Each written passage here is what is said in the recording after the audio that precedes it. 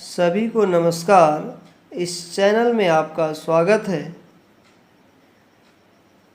तो हम लोग लास्ट क्लास में त्रिभुज के बारे में पढ़े थे। उसी क्रम में हम लोग आगे बढ़ते हैं। तो त्रिभुज से संबंधित कुछ महत्वपूर्ण पद के बारे में अर्थात इम्पोर्टेंट टर्म्स के बारे में पढ़ेंगे। तो आपका पहला पॉइंट है लंबवर्धक। लंबवर्धक अर्थात इसे अंग्रेजी में परपेंडिकुलर बाइसेक्टर कहते हैं। तो हम देखते हैं इसकी परिभाषा। वह रेखा जो भुजा के मध्य बिंदु पर लंब हो लंबवर्धक कहलाती है। देख रहे हैं रेखा BC के बिंदु O पर MN लंबवत तथा बिंदु O रेखा BC के मध्य बिंदु है अर्थात OB बराबर OC। इस प्रकार MN रेखा BC का लंबवर्धक है अर्थात परपेंडिकुलर बाइसेक्टर। अब हम अगला टर्म देखेंगे। किसी कोण के दो बराबर भागों में बांटने वाली रेखा को कोणार्धक कहते हैं।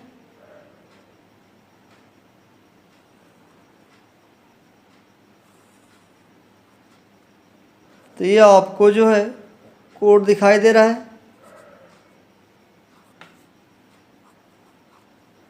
तो चित्र में देख रहे हैं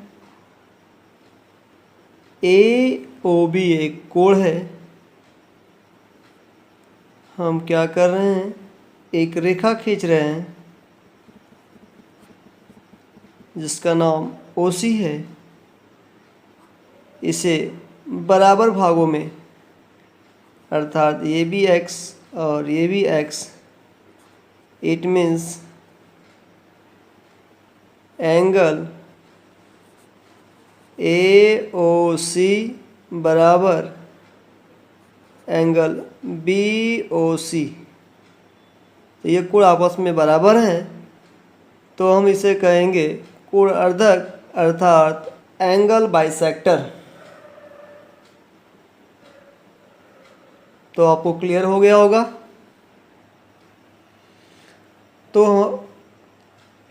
तो अगला टर्म है माध्यिका, जिसे अंग्रेजी में मीडियन भी कहते हैं।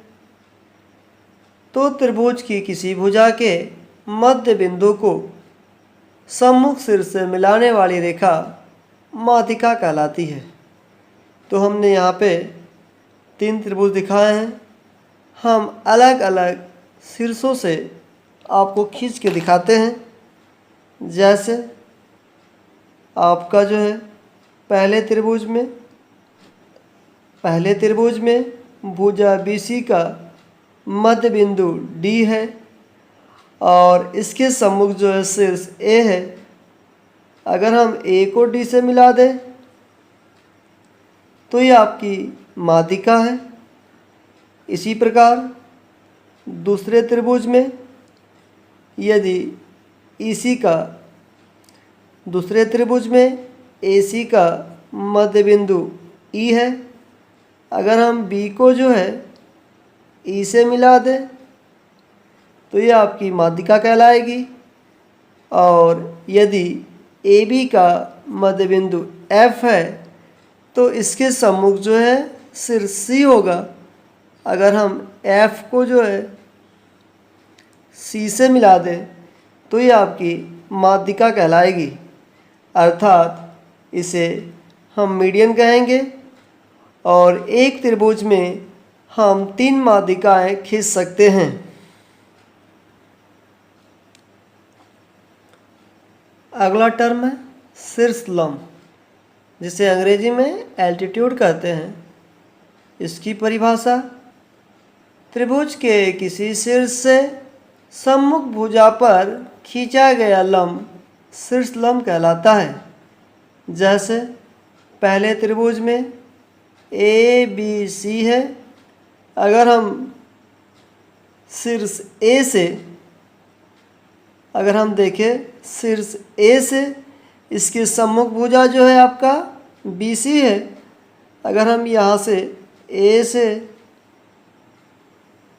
BC पर लंब खींचते हैं तो ये आपका जो है शीर्ष लंब कहलाएगा। उसी प्रकार अगर हम B से AC पे खींचते हैं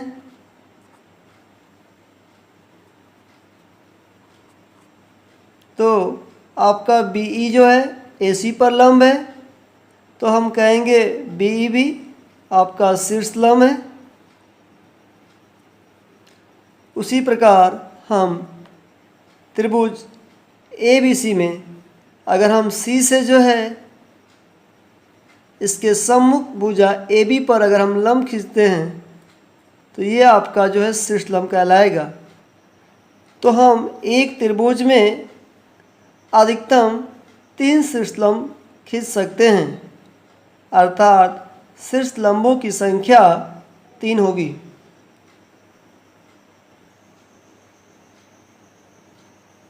हम पहले त्रिभुज में AD लंब BC लिख सकते हैं, दूसरे त्रिभुज में BE लंब AC और तीसरे त्रिभुज में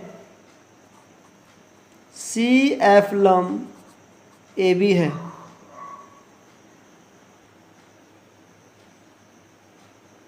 अब हम नेक्स्ट टर्म देखेंगे, केंद्रक या इसे गुरुत्व केंद्र भी कहते हैं। इसे अंग्रेजी में सेंट्रॉइड कहा जाता है। तो त्रिभुज की माध्यिकाओं का प्रतिच्छेद बिंदु केंद्रक कहलाता है। तो आप देख रहे हैं त्रिभुज ABC में यदि BC का मध्य बिंदु D, AC का मध्य बिंदु E और AB का मध्य बिंदु जो है आपका F है, तो हम A को D से मिला दें तो आपकी ये कहलाएगा माध्यिका, और हम B को जो है E से मिला दें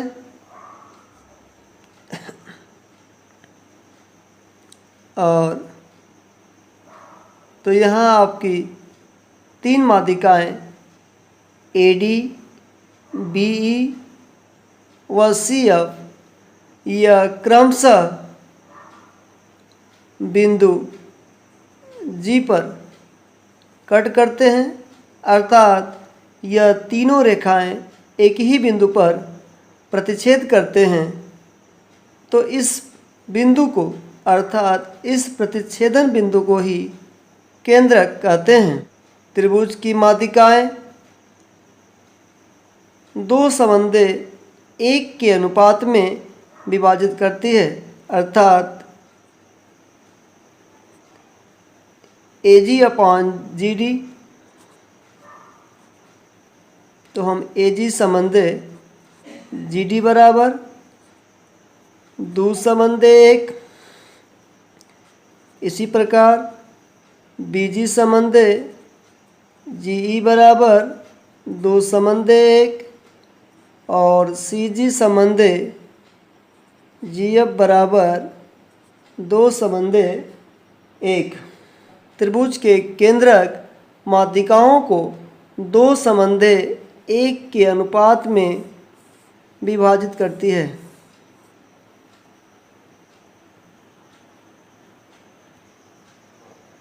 तो नोट, माध्यिकाओं का बड़ा खंड छोटे खंड का 2 गुना अर्थात ट्वाइस होता है। आपका नेक्स्ट टर्म है लंब केंद्र अर्थात ऑर्थो सेंटर। त्रिभुज के शीर्ष लंबों का प्रतिच्छेद बिंदु लंब केंद्र कहलाता है। तो हम देखेंगे त्रिभुज ABC में अगर हम त्रिभुज के शीर्ष A से सम्मुख भुजा BC पे लंब खींच दें तो आपका ये शीर्षलंब हो जाएगा AD। इसी प्रकार B से अगर हम AC पर लंब खींच दें, ये आपका BE हो जाएगा। और शीर्ष C से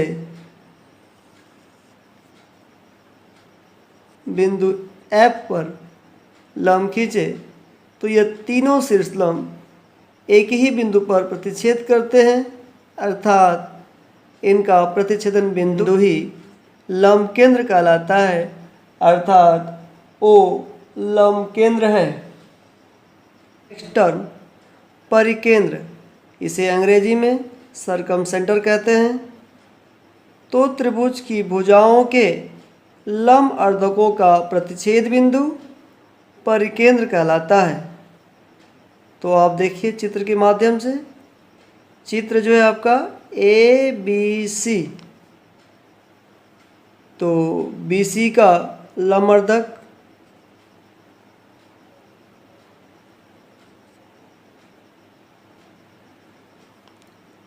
AC का जो है लंब अर्धक और AB का लंब अर्धक, इन तीनों का प्रतिच्छेद बिंदु परिकेंद्र कहलाता है, अर्थात त्रिभुज ABC का परिकेंद्र है। तो हम लोग का नेक्स्ट टर्म है, तो अगला टर्म अंतःकेंद्र। त्रिभुज के कोणार्धक का प्रतिच्छेद बिंदु त्रिभुज का अंतःकेंद्र कहलाता है। तो हम देखेंगे, तो किसी भी त्रिभुज के दो कोणों का अर्धक का प्रतिच्छेद बिंदु अंतःकेंद्र कहलाता है। तो हम यहाँ से क्या करें, किन्हीं दो कोण, हम कोण B का जो है कोण अर्धक कर देते हैं और कोण C का हम कोण अर्धक कर दे रहे हैं, अर्थात इन दोनों का जो प्रतिच्छेद बिंदु होगा वो आपका अंतःकेंद्र कहलाता है। त्रिभुजों की सर्वांग समता, तो सर्वांग सम जो है सर्वांग सम तीन शब्द से मिलकर बना हुआ है। सर्व प्लस अंग प्लस सम।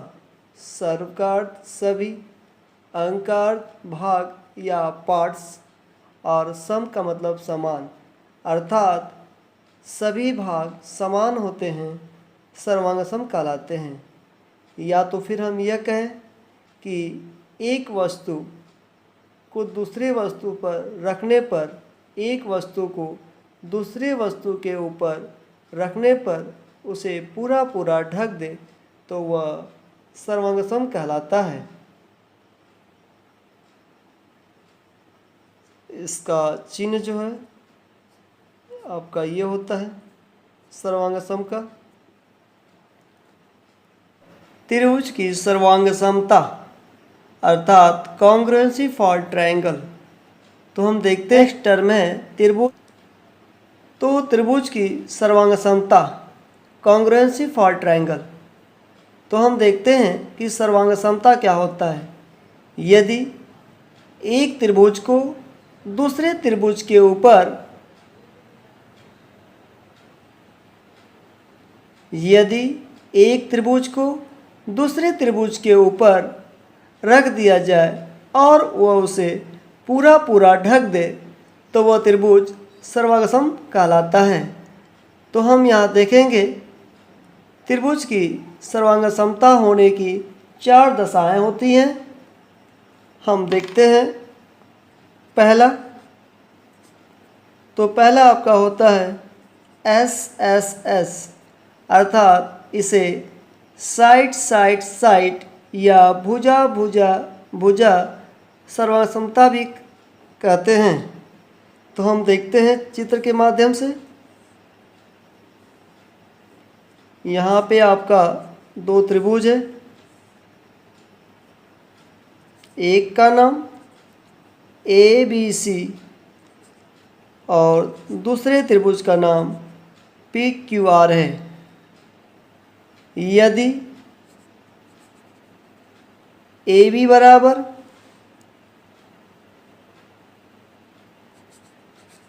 पी क्यू, बी सी बराबर क्यू आर तथा ए सी बराबर पी आर, अर्थात किन्हीं दो त्रिभुज की तीनों भुजाएं आपस में बराबर हो तो दोनों त्रिभुज सर्वांगसम कहलाते हैं। इसे त्रिभुज ए बी सी सर्वांगसम त्रिभुज पी क्यू आर भी लिख सकते हैं, अर्थात लिखते हैं। हम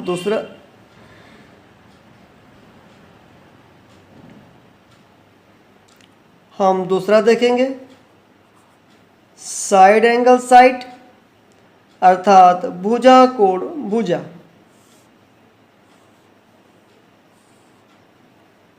तो हमने एक त्रिभुज ए बी सी और दूसरा त्रिभुज हमने पी क्यू आर लिया।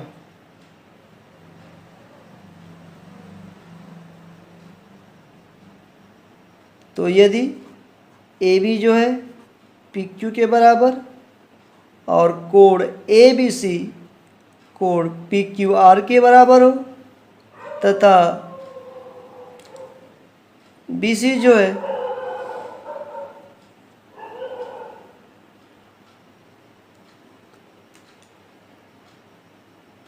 तो बी सी बराबर क्यू आर, तो इसे हम लिख लेते हैं। ए बी बराबर P Q, angle A B C बराबर एंगल पी क्यू आर और भुजा बी सी बराबर क्यू आर के बराबर है, अर्थात एंगल साइड एंगल बराबर हैं। तो हम कहेंगे त्रिभुज ए बी सी सर्वांगसम त्रिभुज पी क्यू आर, और यह आपका जो है साइड एंगल साइड कहलाएगा। अब हम तीसरा देखेंगे। तीसरा आपका एंगल साइड एंगल या फिर एंगल एंगल साइड भी होता है। तो हमने एक त्रिभुज लिया,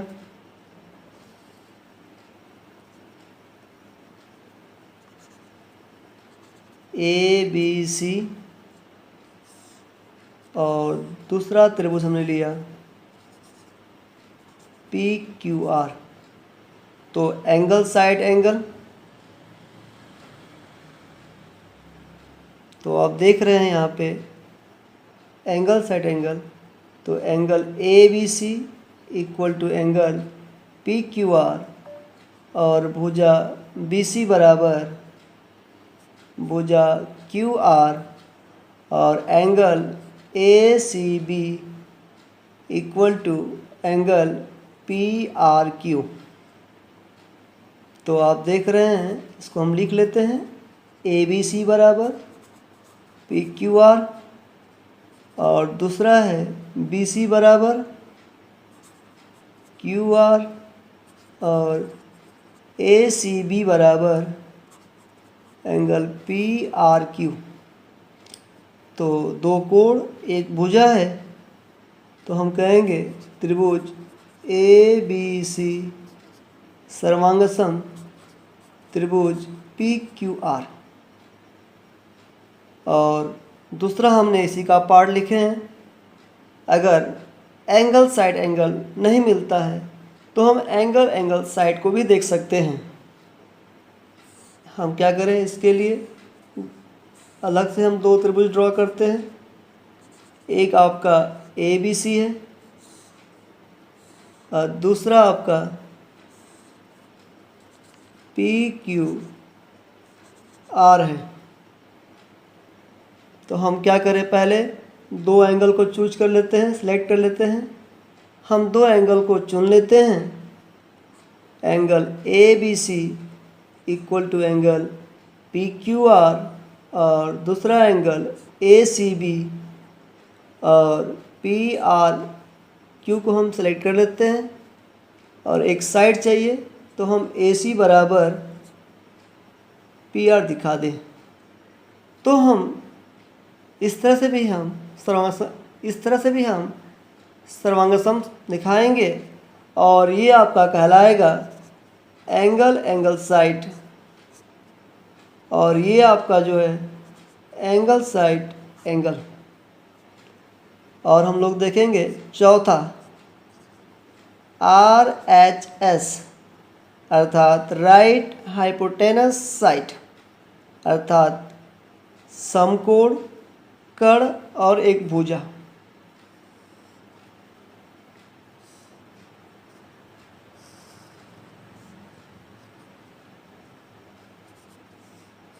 तो हमने एक समकोण त्रिभुज ABC लिया जिसमें 20 समकोण है, और हमने दूसरा त्रिभुज PQR लिया जिसमें कोण Q समकोण है। तो इसमें जो है एक समकोण मिल गया, दूसरा जो है हाइपोटेनस अर्थात कर्ण AC बराबर PR और एक भुजा चाहिए तो AB बराबर PQ। तो हम इसे लिख लेते हैं। तो एंगल ABC बराबर एंगल PQR, ये प्रत्येक जो है 90 के बराबर है। AC जो है PR के बराबर है और AB जो है PQ के बराबर है। तो हम कहेंगे त्रिभुज ABC सर्वांगसम त्रिभुज PQR। तो उम्मीद करते हैं आपको क्लियर हो गया होगा। तो हम लोग का त्रिभुज का लास्ट टर्म है त्रिभुजों की समरूपता अर्थात समान रूप वाला, जो देखने में एक जैसा हो लेकिन उनके लंबाई या उनके चौड़ाई डिफरेंट हो तो वह समरूप कहलाते हैं। जैसे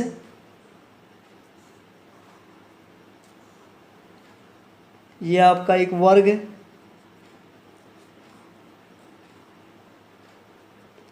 और एक और हमने वर्ग दिखाया है। तो एक बड़ा वर्ग है, एक छोटा वर्ग है, तो देखने में तो एक जैसे हैं लेकिन इनके आकार अलग अलग हैं, तो ये समरूप कहलाएंगे। इसी प्रकार से ये आपका बड़ा वृत्त है, ये आपका छोटा वृत्त। उसी प्रकार से त्रिभुज में देख लीजिए, तो यहाँ पे इनके रूप तो समान हैं लेकिन साइज अर्थात आकार छोटे बड़े हैं। तो ऐसे त्रिभुज को समरूप कहते हैं। तो हम कह सकते हैं जिनके रूप समान हो लेकिन आकार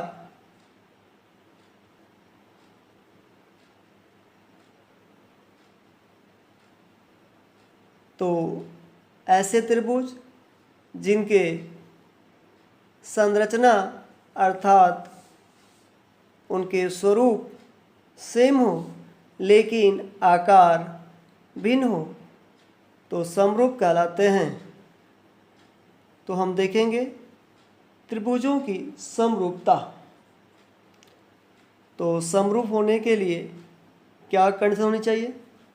तो हम क्या करते हैं, दो त्रिभुज बनाते हैं। एक त्रिभुज ABC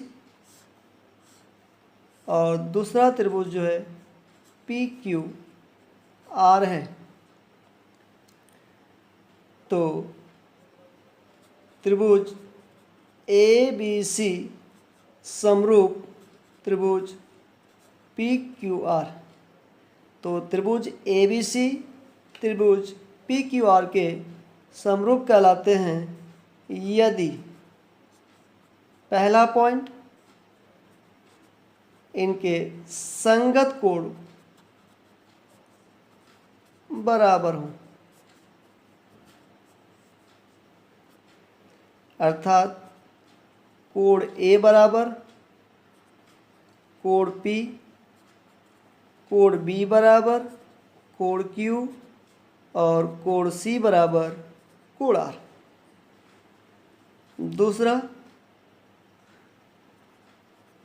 इनकी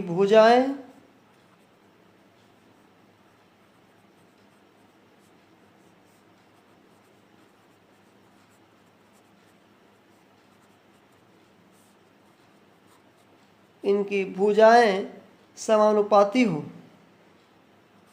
अर्थात A B upon P Q, B C upon Q R equal to A C upon P R. तो ऐसे दो त्रिभुज जिनके संगत कोण बराबर हो और उनकी संगत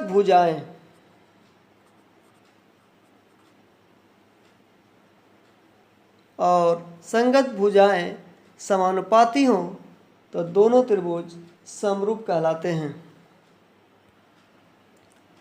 समरूपता होने की दशाएं, तो हम देखते हैं कौन कौन सी दशाएं होती हैं दो त्रिभुज समरूप होने के लिए। तो यहाँ पे 3 दशाएं हैं। यदि किसी दो त्रिभुज के तीनों कोण या कोई दो कोण आपस में बराबर हो तो दोनों त्रिभुज समरूप कहलाते हैं। दूसरा, साइड एंगल साइड, अर्थात दो भुजाएं समानुपाती हों और उनके बीच के कोण बराबर हों तो दोनों त्रिभुज समरूपता कहलाते हैं। तो अगर इसको हमें देखें तो ये आपका दो त्रिभुज ए बी सी और डी ई एफ, यदि ए बी बटे में डी ई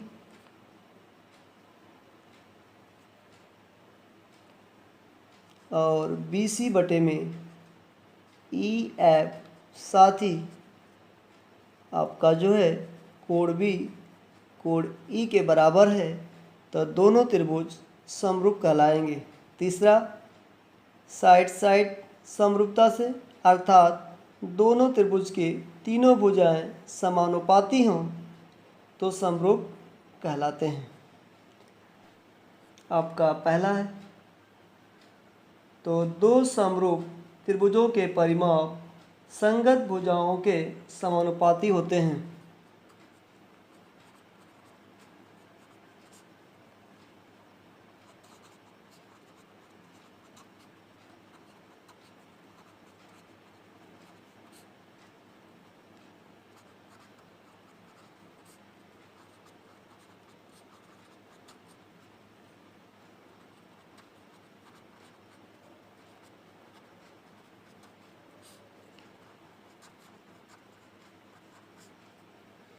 तो दो समरूप त्रिभुजों के परिमाप संगत भुजाओं के परिमाप, दो समरूप त्रिभुजों के परिमाप संगत भुजाओं के समानुपाती होते हैं। अर्थात त्रिभुज ए बी सी का परिमाप बटे में त्रिभुज डी ई एफ का परिमाप। तो A B upon D E या B C upon E F बराबर A C upon D F. दूसरा पॉइंट, समरूप त्रिभुजों की संगत माध्यिकाएं समानुपाती होते हैं। अर्थात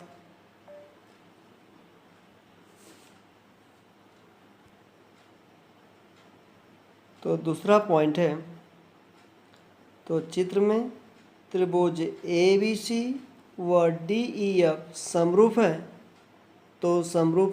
तो उनकी भुजाएं समानुपाती होते हैं। तो अगर हम इनका क्षेत्रफल का अनुपात निकालें तो त्रिभुज ए बी सी का क्षेत्रफल और त्रिभुज डी ई एफ का क्षेत्रफल इनके संगत भुजाओं के वर्गों के अनुपात के बराबर होता है, अर्थात A B square upon D square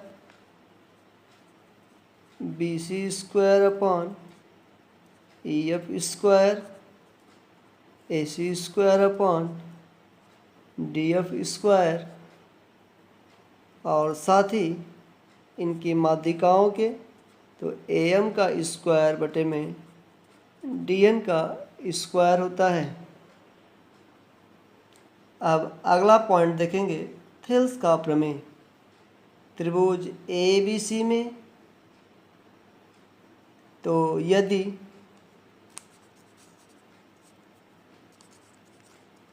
D E B C के समांतर है तो A D upon D B और ए ई अपॉन ई सी, ये आपका होता है कंडीशन। इसे आप याद रखेंगे, या फिर इसे हम A D upon A B equal to A E upon A C भी लिख सकते हैं।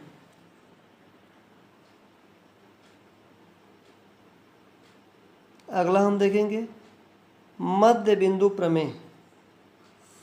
यदि त्रिभुज ए बी सी में ए बी का मध्य बिंदु डी और ए सी का मध्य बिंदु ई हो तो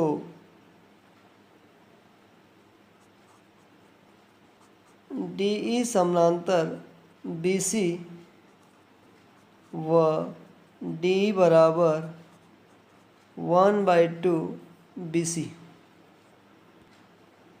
यदि त्रिभुज ए बी सी में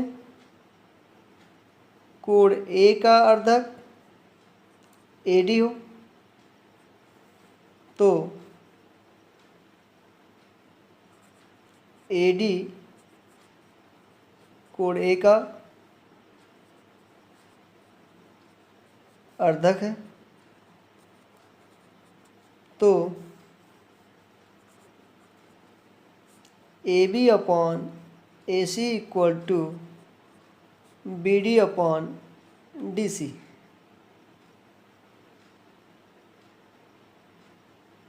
यदि